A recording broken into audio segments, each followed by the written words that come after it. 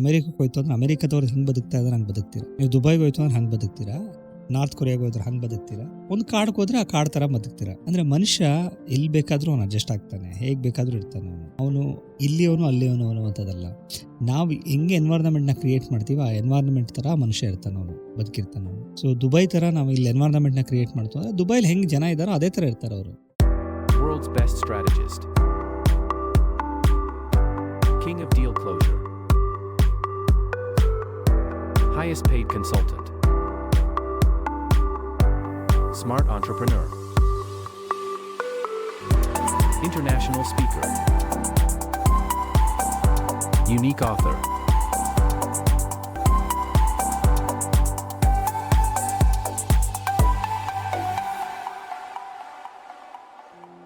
Tax free ಮನಿ India ಅಂದರೆ Dubai ತರದ ಒಂದು ಥಿಯರಿ. ದುಬೈಯಲ್ಲಿ ಟ್ಯಾಕ್ಸ್ ಫ್ರೀ ಇದೆ. ಅಲ್ಲಿ ನಿಮ್ಮ ಅನಿಸಿಕೆ ಪ್ರಕಾರ ನಮ್ಮ ಇಂಡಿಯನ್ ಜನರಿಗೆ ದುಬೈ ತರ ಟ್ಯಾಕ್ಸ್ ಫ್ರೀ ಆದ್ರೆ ದುಬೈ ತರದ rules and regulation, strict regulations ತಂದ್ರೆ ನಮ್ಮ ಇಂಡಿಯಾದ ಜನರಿಗೆ ಸೆಟ್ ಆಗುತ್ತೋ ಇಲ್ವೋ, ಏನ್ ನಿಮ್ಮ ಅನಿಸಿಕೆ? ಜನ ಎಲ್ಲ ಕಡೆ ಒಬ್ಬರೇನೇನೆ. ಓಕೆ, ಹ್ಯೂಮನ್ ಟೆಂಡೆನ್ಸಿ ಅನ್ನುವಂಥದ್ದು ಎಲ್ಲರಿಗೂ ಒಂದೇ ಇರುವಂಥದ್ದು. ಅದು ನಾವು ಸುಮ್ಮನೆ ಡಿಸ್ಟ್ರಿಬ್ಯೂಟ್ ಮಾಡ್ತಾ ಇದ್ದೀವಿ. ಈಗ ನೀವೇನೇ ಅಮೆರಿಕಕ್ಕೆ ಹೋಯ್ತು ಅಂದ್ರೆ ಅಮೆರಿಕದವ್ರು ಹಿಂಗೆ ಬದುಕ್ತಾ ಇದ್ದಾರೆ ಹಂಗೆ ಬದುಕ್ತೀರಾ, ನೀವು ದುಬೈಗೆ ಹೋಯ್ತು ಅಂದ್ರೆ ಹಂಗೆ ಬದುಕ್ತೀರಾ, ನಾರ್ತ್ ಕೊರಿಯಾಗೆ ಹೋದ್ರೆ ಹಂಗೆ ಬದುಕ್ತೀರಾ, ಒಂದು ಕಾಡ್ಗೆ ಹೋದ್ರೆ ಆ ಕಾಡ್ ಥರ ಬದುಕ್ತೀರಾ. ಅಂದರೆ ಮನುಷ್ಯ ಎಲ್ಲಿ ಬೇಕಾದರೂ ಅವನು ಅಡ್ಜಸ್ಟ್ ಆಗ್ತಾನೆ, ಹೇಗೆ ಬೇಕಾದರೂ ಇರ್ತಾನೆ. ಅವನು ಇಲ್ಲಿಯವನು ಅಲ್ಲಿಯವನು ಅನ್ನುವಂಥದ್ದಲ್ಲ.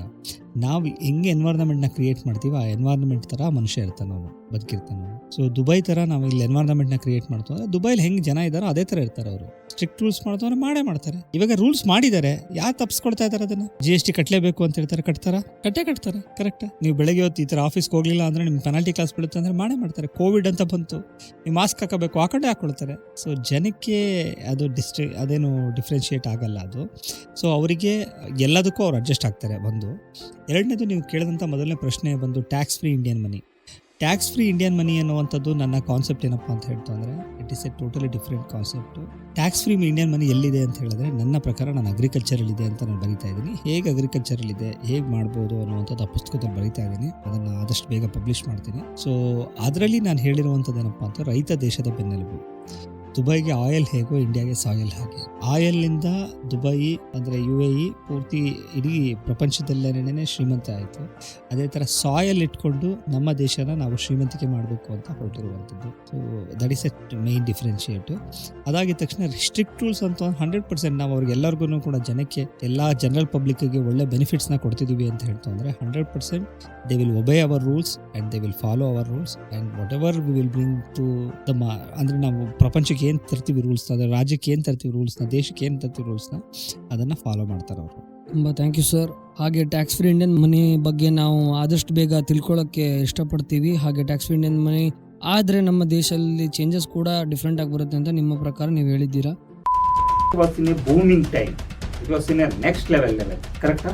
ಅವರು ರಾತ್ರಿ ನಾನು ಡಿಸಿಷನ್ ಮಾಡ್ಕೊಳ್ತಾರೆ ಏನಂತ, ನಾನು ಆಲ್ಕೋಹಾಲ್ನ ಕೊಡ್ತೀನಿ ಎಲ್ಲ ಕಡೆ ಅಂತ, ನಾನು ಟಿಕೆಟ್ ರೇಟ್ನ ಕಡಿಮೆ ಮಾಡ್ತೀನಿ ಅಂತ ಬರುತ್ತೆ. ನಿಮಗೆ ಗೊತ್ತೇ ಆಗಲ್ಲ ಅದು.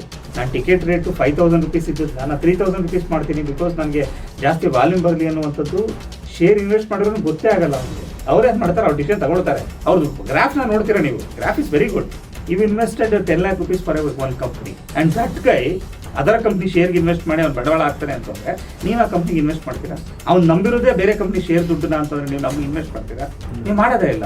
ನೀವು ಒಂದು ನಿಮಿಷ, ನೀವು ಯಾವ್ದಕ್ಕೆ ಇನ್ವೆಸ್ಟ್ ಮಾಡ್ತೀರಾ ಅಂದ್ರೆ ಅವನ ಕಂಪ್ನಿ ಏನೋ ಕೆಲಸ ಮಾಡ್ತಿದ್ದಾರ, ಅವನೇನೋ ಗ್ರೋತ್ ಆಗ್ತಾ ಇದೆ. ಸೊ ಇದೆಲ್ಲ ನೋಡಿದಾಗ ನೀವು ಆಗ್ತೀರಾ. ಅವನೊಬ್ಬ ಶೇರ್ ಮಾರ್ಕೆಟ್ ಮಾಡ್ತಾ ಇದ್ದಾನೆ, ಶೇರ್ ಅನಾಲಿಸಿಸ್ ಮಾಡ್ತಾ ಇದ್ದಾನೆ, ಅವ್ನಿಗೆ IPO ನಲ್ಲಿ ನೀವು ಇನ್ವೆಸ್ಟ್ ಮಾಡಿ ಅಂದ್ರೆ ನೀವೆಲ್ಲ ಯಾರು ಇನ್ವೆಸ್ಟ್ ಮಾಡಲ್ಲ.